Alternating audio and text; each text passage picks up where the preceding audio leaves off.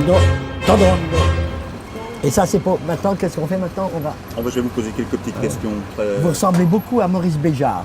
Ah oui? Ah, c'est gentil. C'est une qualité, hein, parce que d'abord, je le trouvais très beau. Ouais, et ensuite, c'était quelqu'un qui... Ouais. Vous avez la même carrure que lui. C'est vrai? Ouais. Ah ouais. Qu'à l'époque où j'ai fait mes études à Salzbourg, en Autriche, le piano était obligatoire. Et puis mes parents nous ont donné une éducation musicale, mon père a acheté un piano et puis j'ai fait mon piano. Mais dès les premiers temps de mes premières leçons de piano, j'en ai fait 5 heures, 6 heures par jour, même le dimanche. Mes sœurs allaient s'amuser dans les surbooms, comme on disait à l'époque, mais moi je restais pour faire mes gammes. Vous avez rattrapé le temps perdu après? Ah oui, oh là là, oui. Oui. J'ai très bien gagné ma vie. Je la gagne toujours d'ailleurs maintenant, je ne suis pas encore à la retraite. Et oui, puis j'ai eu la chance de connaître le grand maître Herbert von Karajan. J'ai passé un concours pour être son assistant et je suis resté avec lui 22 ans.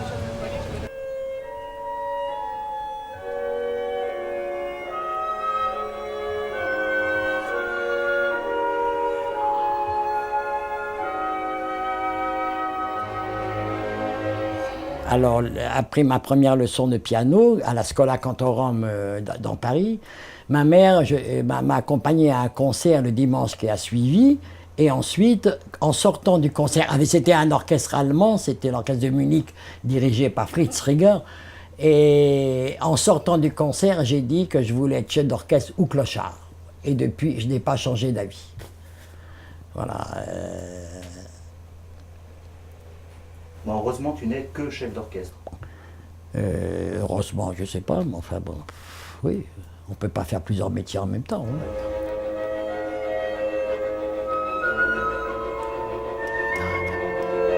Hein.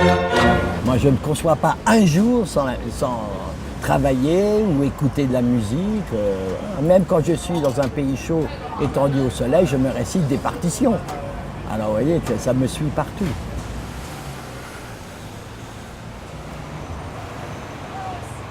Pour être un bon chef d'orchestre, quelles sont les qualités requises?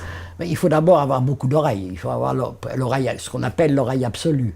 C'est-à-dire être capable, dans un accord, de savoir s'il y a une fausse note quelque part, même au fin fond de l'orchestre. Et puis surtout, il faut avoir du rythme. Parce que si pour rassembler tout le monde, il faut quand même... et avoir un esprit de commandement.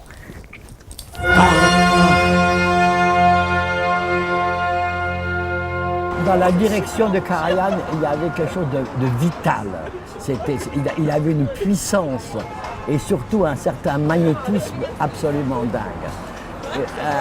Une histoire, lorsqu'il a été nommé conseiller artistique de l'Orchestre de Paris, il y a quelques années, les secrétaires du 5e étage me disaient toujours « dès que le maître arrive, on le sent jusqu'au 5e étage ». C'est dire le magnétisme de ce monsieur.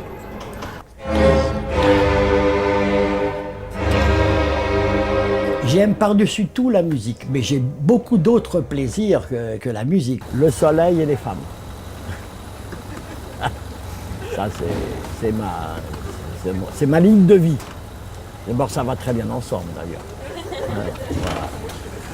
Ouais. Ok. Allemande. Allemande? Oui.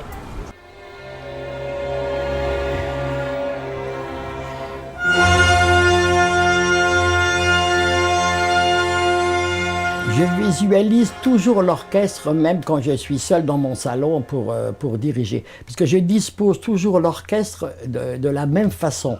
C'est-à-dire à ma gauche, premier violon et second violon, devant moi les violoncelles, derrière les contrebasses et à ma droite les altis.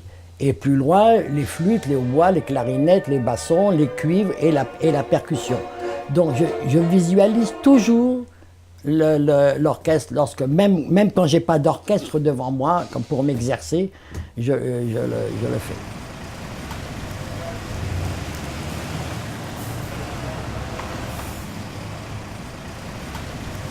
La musique, c'est la joie. Même une musique triste, ça procure toujours Du moment que les gens ont la chair de poule, du moment que les gens peuvent pleurer à un concert, ça donne de la joie. Je trouve ça, c'est pour ça que je trouve la direction d'orchestre extraordinaire. Vous ne pouvez pas imaginer la joie que l'on a devant un orchestre. Vous dirigez quand même des êtres humains devant vous et vous en avez derrière. Alors c'est fantastique. On travaille avec l'être humain. Et je trouve ça génial.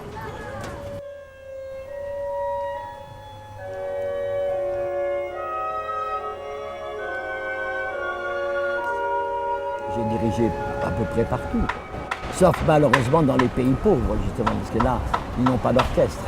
Et c'est pour ça qu'avec le Espoir sans frontières, j'aimerais bien un jour créer un conservatoire dans un pays pauvre, pour justement que les jeunes fassent de la musique. Ils seraient peut-être plus heureux s'ils avaient plus de musique. Voilà.